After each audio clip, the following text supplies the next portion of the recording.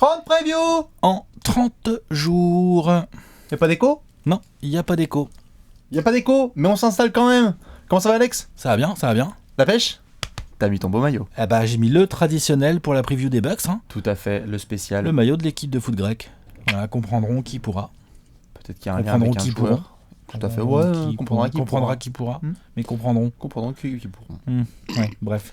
Ça tombe bien, on est là pour parler français. Et justement, vous connaissez le classique 30 previews en 30 jours. Les 30 derniers jours qui nous séparent de la saison régulière. On fait une franchise par jour. On a déjà fait un max. Oh putain, on arrive vers le finish. J'ai envie de chialer. Ça commence à se préciser. Ouais, c'est ça. Ça commence à clairement se préciser. Et donc, du coup, aujourd'hui, on va parler de nos amis du Wisconsin. Les Bucks de Milwaukee. Coup d'œil dans le rétroviseur. 44 victoires de la part des Bucks la saison dernière. Une saison sous les ordres de 2 entraîneurs. Ouais. Tiens, Jason Kidd jusqu'en janvier à peu près. C'est ça, hein. Et qui a été remplacé plus tard, ensuite par son assistant, Joe Prunty. Tout à fait. Qui est un assistant, on l'a bien vu. Qui est un assistant, on l'a bien vu. Pourtant, assistant donc de Jason Kidd qui a pris en effet l'intérim, qui était apprécié par les joueurs. Le début de saison est un peu difficile, on l'avait vu, il y avait encore des histoires de blessures à ta gauche, l'intégration d'Eric Bledsoe, parce que la saison des Bucks, elle démarre certes avec un peu d'enthousiasme, mais tu as l'arrivée d'Eric Bledsoe et tu te dis, oh, Eric Bledsoe, Chris Middleton, Giannis, un peu de Jabari qui va finir par revenir. Ça peut être pas mal. La sauce ne prend pas trop. Il y a des problèmes dans le type de jeu. Ouais. Notamment avec Jason Kidd, on ne sait pas sur qui trop compter. Ouais, voilà, on sait pas comment il joue, on sait pas quelle est sa hiérarchie. Quelle équipe débarque chaque soir, on sait pas trop. Par contre, on sait que Giannis Antetokounmpo est un monstre. Et alors là, la saison de Giannis, ça on est bien là, on est au courant. Un des mecs les plus choquants de l'année dernière. On connaissait déjà le phénomène. Là, on rentre dans la catégorie inarrêtable. Au scoring, monstrueux. En défense, monstrueux. À la distribution, monstrueux. Au rebond, au putback. Au rebond, au putback, à tout ce que tu veux. Des Eurostep de la ligne médiane. 53% au tir, hein, Pépère. Hein. Voilà, le tout, hein, avec bien évidemment pas trop de tir à 3 points, mais juste inarrêtable. Giannis qui passe dans la stratosphère, vraiment l'espèce d'univers qui est réservé aux superstars du monde du basket. Il en est. Tu vas n'importe où sur Terre, tu dis freak, les gens vont faire oui. Il en est. T'as Antetokounmpo. Donc, lui est All-Star, ça fait le boulot. Middleton aussi fait son tu finis 7ème. C'est ça, parce que dans l'Est, quand même, tu termines avec 44 victoires et ça va, mais t'aurais espéré mieux, mais tu rampes avec Joe Prunty en tant que coach. Tu joues les Celtics, tu joues en 7. Apparemment, il n'y avait pas que Bledsoe qui connaissait pas Tyler Rozier. Ouais. T'aurais certainement pu passer ce tour, hein, sans faire offense aux fans des Celtics ou aux Celtics en eux-mêmes. Les Bucks pouvaient, ils avaient déjà ça va en 7. Ils avaient le meilleur joueur de la série et ça va en 7. Ça va en 7, tout à fait. Voilà. Tu te dis, normalement, il y a le meilleur joueur de la série, ça devrait le faire. Ça fait du ping-pong, à droite à gauche, parfois ça gagne, parfois ça ne gagne pas. Terry Rozier, Middleton, Al Horford qui fait sa série aussi, Jaylen Brown. Ça se rend coup pour coup, vers contre vers, et puis finalement, Brad Stevens et toute sa clique qui font le boulot en Game 7. Merci Eric Bledsoe de nous avoir quand même gratifié de cette magnifique punchline au premier tour où en fait il s'est fait retourner quoi. Je sais même pas qui est Terry Rozier. Il va s'informer mec. Il va se le tatouer sur le torse. Informe-toi mec, ouais. On est d'accord. Ce qui quelque part suivait bien ces propos d'Eric Bledsoe qui était chez le coiffeur et qui voulait se faire transférer à Dominique Labillière, qui était à Phoenix. Encore une légende. Encore une légende. Un prix Nobel. C'est ça. Encore un grand poète du cercle des poètes disparus. Donc bref, la saison en soi des Bucks, elle est pas mal parce que tu retournes en play-off, parce que tu as Giannis qui clairement atteint un nouveau level où tu te dis oh putain c'est tellement un bête de joueur qui peut attirer les agents libres. Ouais. T'as un peu de hype, t'as Harley Davidson en sponsor donc c'est coolos. Ah non mais nouvelle salle. C'est bien. Non, tout va bien. Franchement c'était propre. Mais il fallait... des meilleurs joueurs de la ligue. C'est ça. T'es allé en play-off, bon. Un jour ou l'autre va falloir penser à passer un tour, mais t'es sur la bonne voie. Voilà, t'y es.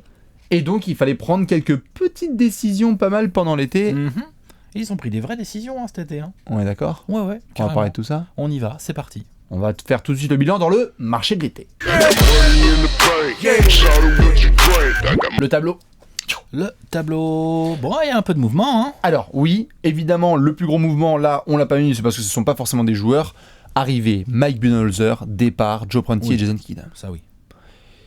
Tu récupères quand même Mike Budenholzer. Un bon coach. Un super coach. Un coach qui a prouvé qu'il était capable de créer et de mettre en place un collectif, un jeu, une philosophie, de la défense, du mouvement de balle en attaque, enfin beaucoup de choses. C'est une des signatures et on se marre. Ouais, C'est une des signatures les plus sous-estimées de l'été. Moi, je me le suis tapé personnellement, Budenholzer, pendant des années à Atlanta. Putain, quand le mec est là, c'est discipliné. Il n'y a pas de problème dans les médias. Ça bosse dur, ça joue tous les soirs. Genre les Bucks, là, attention, le côté schizophrène, il va disparaître vitef. Du coup, Giannis sous Budenholzer, on a envie de voir. On a tellement envie de voir. On a vu ce que donnait DeMar Carroll, on se dit qu'avec Giannis, il y a peut-être un truc à faire. C'est ça. C'est clair, il y a tellement de joueurs qui ont pu se développer, tous les Tim Hardaway Jr., les Ken Bazemore, mais même Schroeder, fort, non ? Bien sûr, tous les gars qui sont passés un peu par Bud, puis la saison à 100 victoires, donc bref, tu récupères Budenholzer. Une autre arrivée que j'aime bien, ce Bud j'aime beaucoup, hein. Moi j'aime bien les deux arrivées, Brook Lopez, Ersan Ilyasova, les trancheurs de gorge. Tu sais quoi ? C'est super ça. C'est pas mal, hein. Parce que déjà que dans le système Bud, t'as besoin de shooters, tu récupères un ailier fort qui peut sniper et un pivot qui sait sniper, c'est trop bien. Ouais, et les deux, dans l'absolu, peuvent jouer à côté de Giannis. Tout à fait. Tu te débrouilleras, tu trouves, pas de problème. Expérience, hein. Brook Lopez, c'est pas lui qui va durcir la défense. Par contre, le Pépère, n'empêche qu'il est quand même beaucoup plus dangereux en attaque que des Henson ou des Tonmakers, hein, sans leur faire offense. Ça peut attirer sa double team. Mais tu vois, et surtout ça va faire des espaces pour Giannis. Tu laisses pas Brook Lopez tout seul. Hein. Non, c'est ça. Et encore moins Ilyasova. Et Ilyasova qui, on le sait, c'est le package passage en force, tir à 3 points et rebond offensif. Donc j'aime bien. Ouais, ensuite, ils ont chopé un petit Pat Connaughton du côté des Blazers. Ouais, c'est ça. On verra le temps de jeu qu'il a, mais il s'est shooté. Et Dante DiVincenzo qui a fait le boulot avec Michael Bridges et tous les... Ouais, c'est le gars qui a fait le boulot avec les Bridges et Jalen Brunson, c'est ça, Villanova. Ouais, Villanova, tout à fait. Tout à fait, Dante, donc, qui avait fait le boulot en NCAA et qui débarque. Oui. Et donc, qui va aussi faire son boulot s'il retrouve dans la rotation. Côté départ, t'as parlé de Joey Prunty. Bon, ok. Il y a évidemment Brandon Jennings, grosse perte. Et fin du projet Jabari Parker. Voilà, c'est quand même pas rien. Bien sûr, non, signature à Chicago, retour au bled pour Jabari Parker, et donc fin du projet Giannis Jabari, qui n'aura pas marché, qui n'aura pas pris pour plusieurs raisons. Déjà physique, on en avait parlé pas mal sur la preview des Bulls, Jabari qui ne fait pas une saison à 80 matchs. Parce que les deux, leur meilleur poste, c'est le même. Et parce que les deux aussi, leur meilleur poste, c'est le même. Et que dans ce cas-là, tu prends le plus fort. Hein. Tout à fait. Et puis aussi parce que il n'y a pas eu de coach, désolé Jason Kidd, mais capable de les faire cohabiter. C'est vrai. Aussi. À la décharge. Ils l'ont mis en 6e homme parfois, j'étais là genre ouais. À la décharge de Jason Kidd, il n'a pas eu une saison complète de Jabari Parker, le mec. Oui, c'est pour ça, il n'y a jamais 80 matchs de Jabari, donc c'est compliqué de se baser dessus. Mais c'est vrai qu'il n'a pas réussi sinon quand il était là. Il n'a pas réussi, donc divorce acté entre Parker, qui était donc de la draft des Joel Embiid, Andrew Wiggins et compagnie, et qui va essayer de se faire un petit peu une image à Chicago. Bon voilà, donc certes c'est une perte, mais tu compenses bien, et surtout, ce qui, je trouve, comme tu le soulignais, était très intéressant, l'année dernière, qui était le daron des Bucks ? Je ne sais pas. Je crois que c'était Jason Terry et c'est Vitef. Hein. Et en soi, les gens peuvent se marrer en entendant Brook Lopez et Ersan Ilyasova, mais ça taffe. C'est des taffeurs. Ça taffe, ça a 30 piges, ça taffe, genre c'est bon quoi. Ça fait le boulot. Je peux pas dire genre les mecs, voilà c'est des branleurs. Non, je suis d'accord. Donc je pense que c'est deux gars qui vont apporter un petit peu de discipline, un peu de... Ça m'étonne pas quoi dans le recrutement qu'ils ont fait, les Bucks, je trouve que c'est assez intelligent. Je suis d'accord. Maintenant, Budenholzer... mine de rien, on se rend compte qu'on va aller regarder tout ça, mais il a un effectif assez profond à taffer. Hein. Ouais, hein. Il y a 2-3 choses assez intéressantes à faire, n'est-ce pas ? Ouais, je suis d'accord. On va parler stratégie ? Allez, on va regarder. On va regarder tout ça dans le 5 majeur.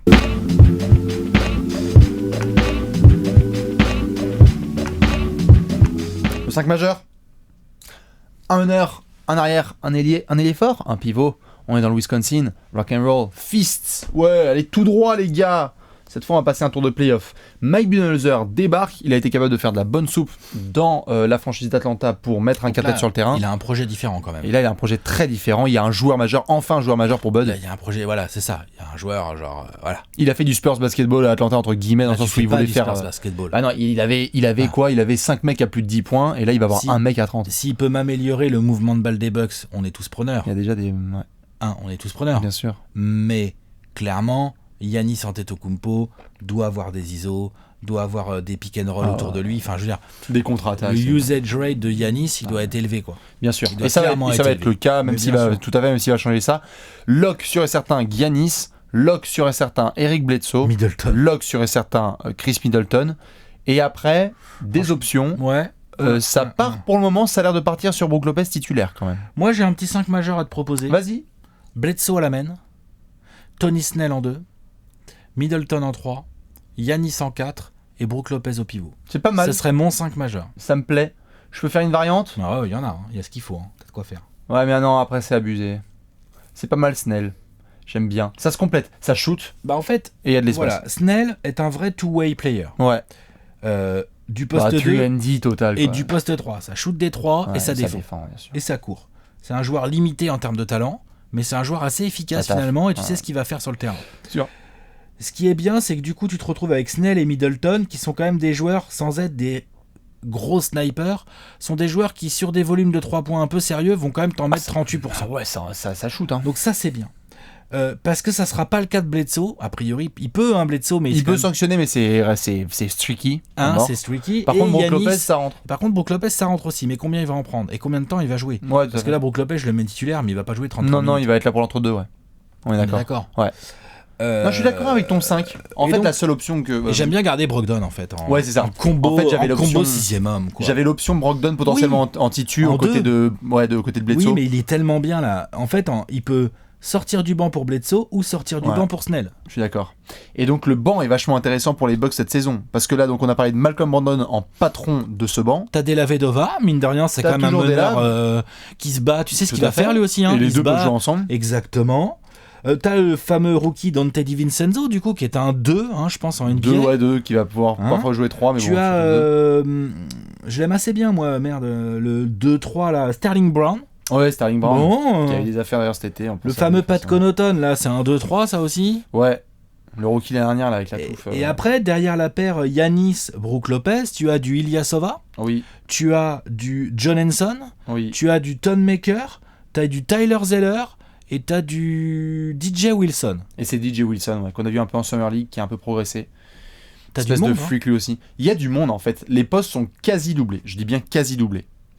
Parce que moi, personnellement, le 5 majeur, enfin le 5, quand il y a Bledsoe, Snell, Middleton, Yanis, même avec Brook Lopez, qui est quand même pas une grosse tour défensive. C'est relou. Dis donc, tu peux défendre avec ça. C'est relou. L'année dernière, les Bucks... rien que déjà, défensivement, tu peux. L'année dernière, les Bucks, 19e rating défensif. Je suis prêt à à prendre les paris. Cette année, ils seront dans le top 10 des meilleurs défenses. Non, mais de toute façon... Genre, voire top 5, ils peuvent. Alors, ils peuvent. De toute façon, top 10 sûr. De toute façon, on le sait, de toute façon, avec Bud, c'est défense à jouer. Et il y a le matos. Et il y a le matos. Il y a le matos pour jouer. Si on doit se baser uniquement sur le potentiel défensif, tu peux faire des 5 d'enculés. Franchement, j'ai pas d'autres termes, quoi. Tu peux vraiment faire Giannis, Middleton, Bledsoe, Snell, Brogdon et Snell. Rien que là, t'es un peu petit et tu peux. Un peu petit. Ilyasova, ça prend des charges. À chaque fois, il est sur le podium des joueurs qui prend le plus de fautes offensives, qui en provoque le plus. T'as des options, t'as besoin de bras, t'as du Henson. En fait, ce qui faisait chier, c'est que ça faisait des années qu'on était là. Oh, il y a des lianes encore. On n'a même pas parlé de Thon Maker, Henson qui peuvent défendre aussi un peu. Della Vedova. Non, en soi, ils ont des potentiels défensifs. Bien sûr, ils peuvent. Mais ça fait des années. Et Brogdon, il gagne pas en défense. Brogdon, moi, je l'avais mis dans le 5 des gars qui peuvent le plus défendre. En fait, ce qui faisait chier, c'est que ça faisait des années qu'on se foutait de la gueule un peu du Milwaukee. On était là, genre, les mecs, ils se tiennent les bras, ils font la longueur du terrain. Ils l'utilisaient à peine. C'est ça qui était relou. Avec Budenholzer, normalement, ça peut donner une défense qui peut être très relou. Ce qui va les aider. Après, en attaque. Oh, ça peut être bien aussi. Ça peut être bien, mais il faut savoir quel type de jeu tu peux jouer. Parce que tu peux avoir. Je te propose un truc. Il y a un truc qui a été suggéré pendant l'été et c'était un peu un projet secret et ils hésitaient à faire ça parce qu'on a vu Giannis en meneur, on a vu Giannis en arrière, en ailier, en ailier fort. Mais si tu mets Giannis en pivot avec 4 shooters, parce que tu peux avoir Giannis qui crée des espaces sur sa mismatch. Giannis, il peut être pivot. Et il peut être pivot parce que si tu mets Giannis en pivot et que tu lui mets Della Vedova, Snell, Middleton, Ilyasova, shabalaba. Ah, c'est relou. Et en même temps, si tu veux jouer au poste, Brook Lopez, Giannis, putain, ils ont trop de possibilités. Ils ont bien les options. Ils ont pas mal de possibilités. Ils ont de la taille, ils ont de la vitesse. Ah, ils sont relous. Et ils ont des options vraiment. Faut jouer maintenant, attention. Oui, bon, moi aussi, je sais pas, on va voir. On va voir. Mais voilà. Mais comme ça. Après, faut voir comment ça. C'est année 1. Exactement. C'est année 1. C'est année 1. Je pense que si ça se passe bien et que ça nous fait 2-3 ans ensemble, attention. Ah, il est pas venu pour faire demi-finale de conf. Non. Donc ça, c'est sûr. Et Yanis, il est pas là non plus. Ah non, il est pas là pour traîner, évidemment. Il a besoin.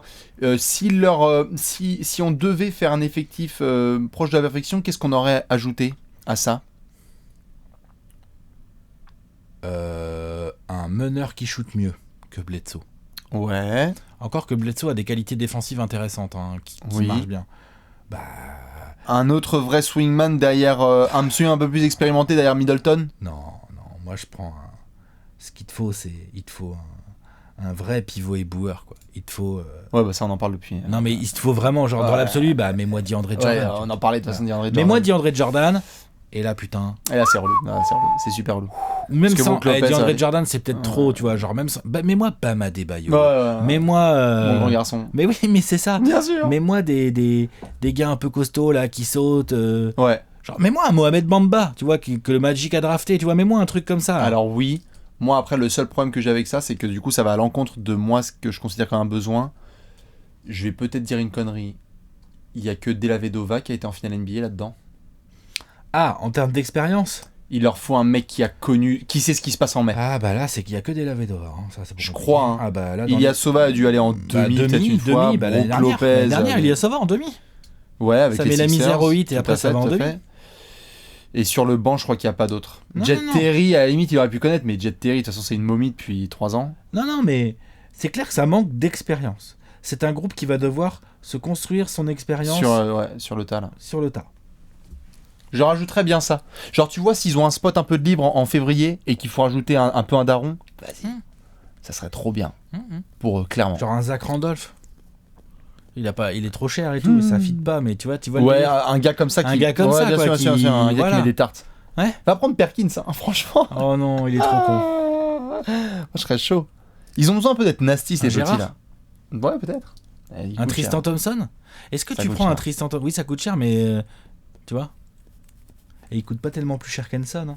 Hein. Tu mets Henson et tu mets Connaughton, t'as Tristan Thompson. Hein. Ouais. Je demande. Ouais, mais je sais pas si. Ouais. Peut-être. C'est pas con. Faudra voir. Mais en tout cas, ça donne en tout cas un indicateur là quand on se marre et qu'on se touche le menton, etc. C'est que l'effectif des Bucks, s'il est full et qu'il n'y a pas trop de soucis de blessures, et même s'il y a des soucis de blessures, putain, t'es bien. T'as des armes. Hein. T'es bien. Parce qu'il y a plein de joueurs en plus dont on va pas trop parler, mais qui n'ont pas fait non plus une saison. Je veux dire, j'en ai parlé en Gérard d'Or, et ça, j'avoue, c'est pas fierté personnelle, mais bon. Malcolm Brogdon, sa 2e saison, un rookie de l'année. Moi, je veux bien qu'il joue vraiment basket. Il a été un peu blessé et tout. Oui, bah attends, tu veux qu'on commence à faire le nombre de mecs que tu charries alors qu'ils ont été blessés? Oui, mais... je sais que tu l'adores, mais bon. Oui, je sais que tu l'aimes bien, mais soyons objectifs. C'est un bon garçon. Il faut qu'il fasse une bonne 3e saison, quand même. Ah oui, carrément. Parce que là, en rookie de l'année, bon. Depuis, il a pas progressé au tir. Il a pas progressé. Au tir, surtout. Ça, c'est emmerdant pour Milwaukee. Non, c'est clair. Parce que tu me demandes ce qu'il faut rajouter. Je trouve que potentiellement, j'aimerais bien avoir. Ilyasova, je suis super fan. Même un Connaughton, moi, je le ferais jouer. Tu vois, ces mecs-là, ça rentre les tirs. Ouais, ça peut rentrer les tirs. Ouais. En tous les cas, voilà un peu pour l'effectif. Donc des Bucks, mais tout ça va nous mener. Ouais. À une grosse question. Ouais. Allez, on fait ça? T'es prêt? Allez, c'est parti. C'est la question de la mort.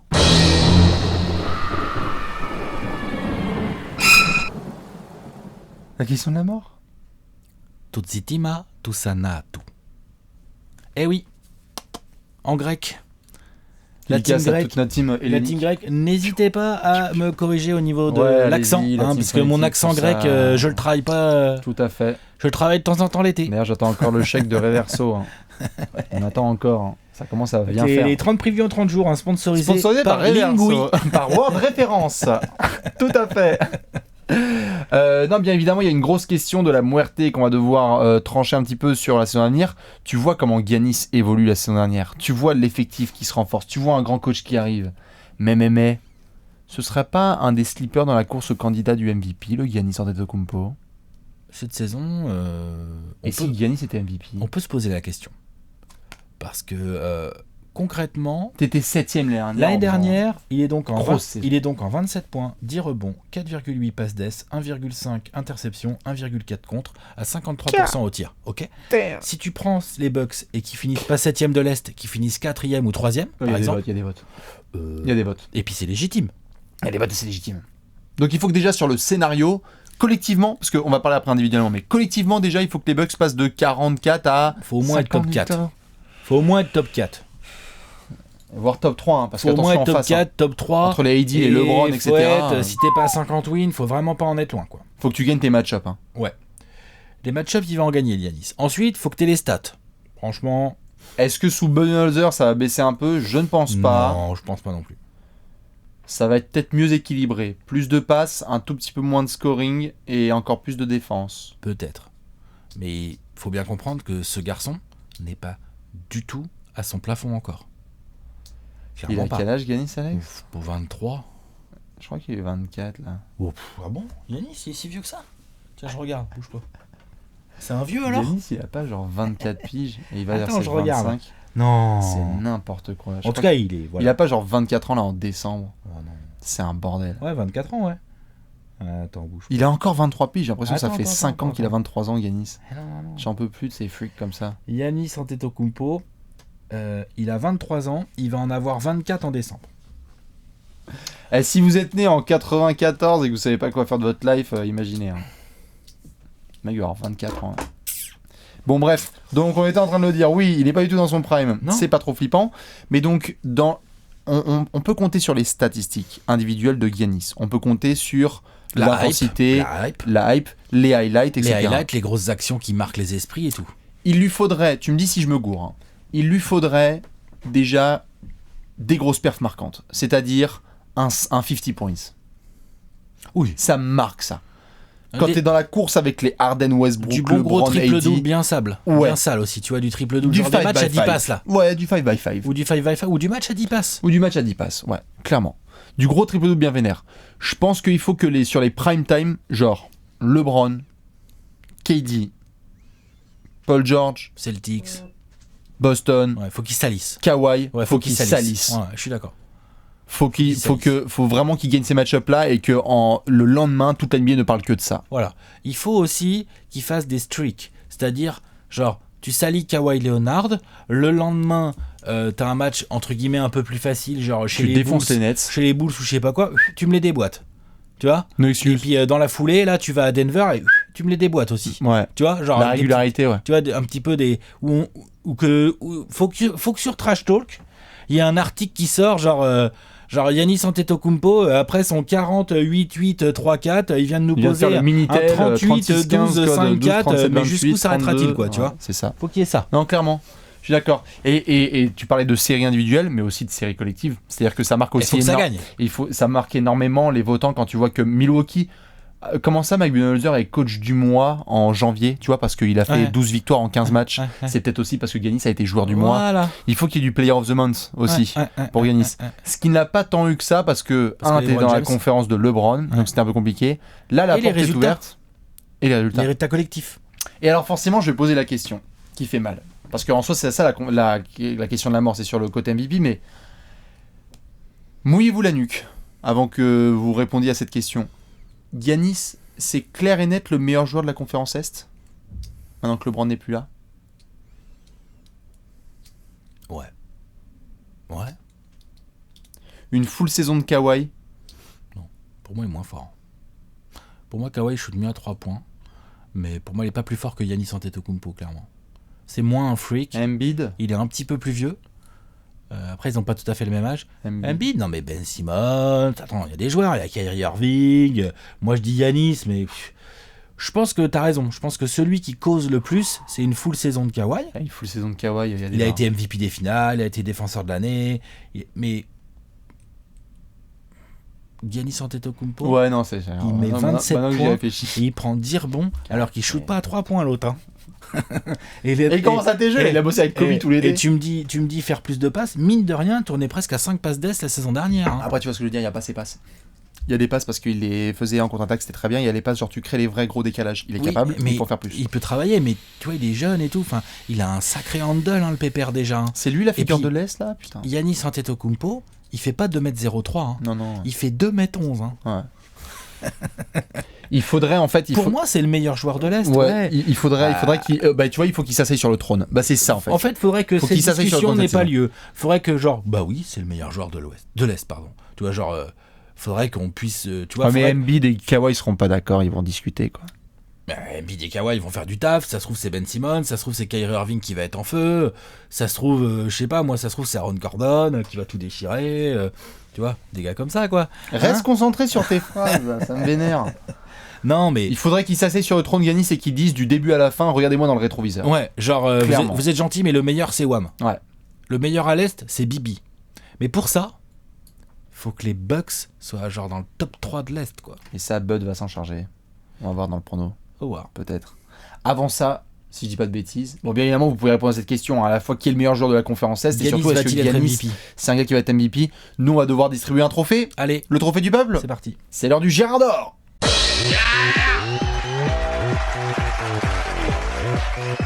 Le Gérard d'or, le Gérard d'or. On le donne à Alex tout de suite qui va nous faire une Michael Red. Eh putain. Ça va. Oh. C'est bon, je l'ai chopé. Hashtag fébrile, fébrile. Mais ça passe par contre, c'est là qu'on reconnaît aussi les gros joueurs. Alors, j'ai un gros problème, je dois vous avouer. J'ai un gros problème, c'est que le nom encore des Bucks a changé, le stade, et franchement, ça me casse les couilles. Donc, j'ai envie de dire le Bradley Center. Ouais, donc, voilà. me faites pas chier. Hein, le Bambi Center. Avec le Star Ferve, là, je sais pas ça sera quoi. le Bambi Center, cette année. Arrêtez de changer tout le temps. Il y avait le BMO Bradley Center. Bref, on est à Milwaukee, ok, on chie sur les daims. Et donc, on a envie de regarder les Bucks. Et Alex, sur qui tu vas cliquer? Monsieur Eric Bledsoe. Mais je l'aime bien. Même s'il a fait un coup de cochonne aux Suns, j'aime bien le joueur. Et j'ai été un peu mi-figue mi-raisin sur son arrivée aux Bucks. Je trouve qu'il y a des choses qu'il a bien fait et il y a d'autres choses qu'il a vraiment où j'étais sur ma faim, notamment en termes de régularité au tir. Eric Bledsoe peut mettre 25 points dans un match NBA à 9 sur 14 au tir avec des 3 points et plein de lancers. Il peut aussi faire 2 sur 13. Ça, faudrait plus que ça arrive. Si les Bucks veulent prétendre à quelque chose de grand, à être fort à l'Est, à être solide en régulière, à avoir l'avantage du terrain, au moins au premier tour de play-off, va te falloir que ton meneur, il va falloir qu'il fasse 1, un peu plus de passes d'ess, 2, plus de régularité au tir. Complètement. Et il en est capable, Eric Bledsoe, d'autant plus que cette année, c'est sa dernière année de ce petit contrat. Il avait signé 15 millions par an. Non, il avait signé 70 sur 4 et là il gagne 15 millions encore cette année. C'était son contrat signé aux Suns. C'est sa dernière année. Il est agent libre de chez Agent Libre en juillet prochain. Pépère, s'il veut rebelote avoir 15 patates, il va quand même falloir qu'il montre cette année qu'il est capable encore de faire du Bledsoe, c'est-à-dire 18 5-5, 4 rebonds 6 passes peut-être, ou un truc comme ça. Avec des pourcentages honnêtes, des lancers, et de temps en temps un meneur en face bien muselé. Il est capable. Clair, il peut. Donc voilà, Eric Bledsoe, c'est mon Gérard d'or. Très bien. D'ailleurs, indice, regardez Dennis Schroeder et Jeff Teague, sous Bud, les meneurs souvent. Step up. Il aura tout en main, clairement. Monsieur Chris Middleton, qui est un des joueurs les plus sous-estimés de toute la NBA. C'est clair. On va faire ça dans l'ordre. Premièrement, Chris Middleton, qui va donc être payé 13 millions cette saison, et bien l'été prochain, il a une player option à 13 millions. Alex, ça veut dire quoi dans le jargon? Il est agent libre. En gros, il est agent libre. Déjà de base. Parce qu'il va aller chercher le plein pot. Mais jamais il prend 13 millions. Jamais il prend 13 millions. Il va négocier un nouveau contrat. Chris Middleton, il peut prendre 100 millions sur 5 ans tout le temps, là, je pense. C'est 20 millions l'année, là. Ouais, voilà, il peut. Pas très loin. 80 sur 4, quoi. Enfin... Deuxième élément, si je dis pas de bêtises, sur un site assez stylé qui s'appelle trashtalk.co, on a fait récemment un article avec les joueurs qui pourraient être All-Star cette saison. Il y a un rédacteur ultra stylé aussi, je crois, qui avait mis Middleton. T'as vu cette passe de alley-oop ou pas? Pas mal, j'avoue. Alex notamment qui le voyait en potentiel All-Star cette saison, c'est son parmi les premiers All-Star. Parmi les premiers All-Star, les joueurs qui seraient potentiellement All-Star la première fois de leur carrière. Et il faut que Chris Middleton fasse une putain de saison. Année contractuelle, possibilité d'être All-Star, le bilan des Bucks, les coachs qui vont dire il nous faut un deuxième joueur des Bucks pour les représenter. Qui tire tout ça vers le haut. Qui dit tout ça vers le haut, tout à fait. La pression des médias qui vont dire oh Chris Middleton, t'es encore en 25-5 à 38% à 3 points. C'est ça. Qu'est-ce que t'attends? Ramener le fourgon de la Brinks. C'est ça. Peut-être. Du coup, ça peut être en fait la saison ultime pour Chris Middleton, qui est fondamental dans la réussite des Bucks. Et franchement, quand tu le vois jouer... En plus, il défend, Pépère. Chris Middleton, il défend. Franchement, à regarder jouer Chris Middleton... C'est cool, moi j'aime bien. Ouais, j'aime bien. Moi aussi, à je suis d'accord. mi-distance, c'est relax. Et ça même défend à 3. bien. À 3, c'est tellement propre. Bref, un pur joueur qui, franchement, si vous ne le regardez toujours pas jouer, rattrapez votre life. Chris Middleton et Eric Bledsoe. Bien évidemment, il y aura d'autres Girard, DJ Wilson, tout ça, Todd Maker. Brogdon. Tous les gars, évidemment, de la clique. Il nous reste quoi comme section? Un petit chiffre à donner. Un nombre de wins. Un pronostic? T'es chaud? Allez. C'est l'heure du pronostic. Pronostic time. The pronostic. Cool. Alex et Bibi, 24 secondes pour faire le résumé de la saison des Bucks. Vous pouvez le faire aussi. C'est le grand exercice où on doit faire le plus scindé possible, le plus court. Alex, t'es prêt ? Allez. 3-2-1, Sam Cassel. 48 victoires, 4 de plus que l'année dernière. Pour moi, c'est un plancher. J'annonce. 48 victoires, je pense pas qu'ils feront moins les Bucks. Trop d'effectifs, le coach le nouveau, Giannis qui va encore progresser, Middleton qui va vouloir être All-Star, une défense qui va être meilleure, une attaque qui va sûrement être un petit peu plus productive également. Donc je les mets 4e de l'Est avec l'avantage du terrain au premier tour playoff. Et on y croit, ça peut être. Putain, au buzzer, beau gosse. C'est bien, 24 secondes. T'es clutch sur les Bucks. En plus, je pense que tu vas pas mal les regarder, les Bucks. Ouais, je regarde toujours les Bucks. Déjà, Giannis, franchement... C'est compliqué de pas cliquer sur lui, tout à fait. Allez, je vais faire pareil. 3, 2, 1, 24 secondes, top chrono. 50 victoires. Ça y est, les Bucks refont des saisons à 50 victoires. On y va. Tout le monde sous-estime Mike Budenholzer et l'apport qu'il peut ramener. Même pas juste dans le jeu, dans l'identité même des Bucks. Tous les soirs, ça se ramène, ça joue dur. Moi, je l'ai vécu pendant plusieurs années à Atlanta. Giannis potentiel, candidat MVP. Pourquoi pas plus de résultats ? Un jeu qui peut être potentiellement un tout petit peu en construction. Année 1 de Budenholzer. Une vraie deuxième option à côté de Giannis. Middleton, c'est bien. C'est pas non plus encore All-Star. Pas mal. Voilà Pas mal. pour le pronostic. Du coup, on va montrer le gros tableau. Allez. Le gros tableau Mike Ballet. On Bucks, en fait des 4e. bisous. Et oui, les Bucks qui sont là. Oh Pas putain, mal. ça sent le podium. Ouais, il y a du monde à mettre au-dessus. On va voir dans quelle ordre on met tout ça déjà. Dans tous les cas, la fanbase des Bucks qui va grossir, je sens, cette saison. Je sais pas pourquoi, j'ai envie un Je sais 10. pas pourquoi non plus. Ça pourrait être pas mal. On fait toute la bise à tous les copains du Wisconsin. Alex, si t'as un 10, c'est maintenant. Sinon, c'est non. Allez, on repart à la chasse encore.